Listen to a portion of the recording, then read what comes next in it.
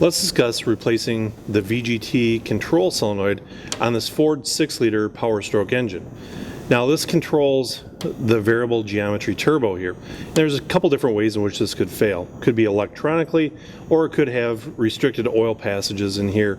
And so we're going to replace this. Our new solenoid comes with a new bracket as well as a new hold down bolt. But while we're in there, we want to make sure that there's no oil contamination or additional problems. So first things first, you can see I've removed the charge air cooler tube here. Not really necessary, but it just makes it a lot easier to see what I'm doing, so I've removed it. Now we're going to remove the clip here and disconnect the wire. We'll set that aside. Now there's actually just one bolt holding this bracket in place. And so I'm taking a 5/16 12-point socket and I've connected it to my extension, and we will loosen that up. And I'm going to remove the bracket and the bolt together. Now again, our new kit comes with a new bolt as well as a new bracket, but we need to be careful not to drop this down in the engine or by the turbo here. So we'll get that out of the way, set it off to the side.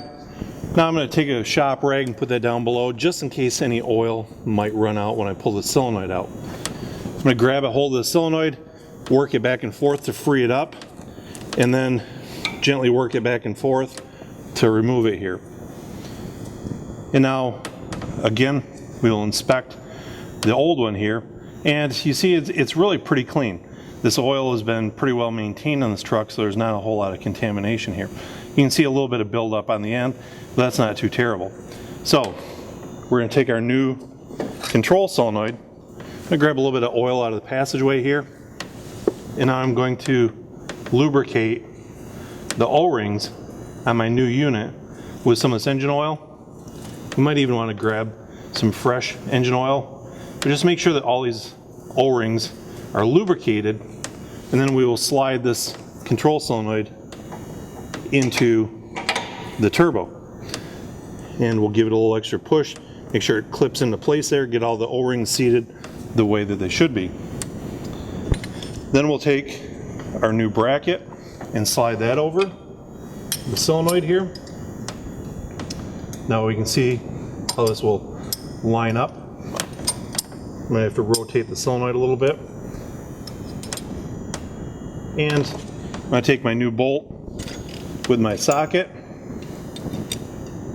and we'll install it into place here. Now we'll run this in by hand. Grab a ratchet and gently draw it in. Make sure it's installed properly. Get it good and tight. Hook up our electrical connector, and we've just gone ahead and replaced our VGT solenoid. It's that simple. No relearns really required here. If any trouble codes have been set by the faulty unit previously, it's a good idea to go in and clear any trouble codes. But on this truck, I just have to install my air tubing here again, and the truck's ready to start, ready to run.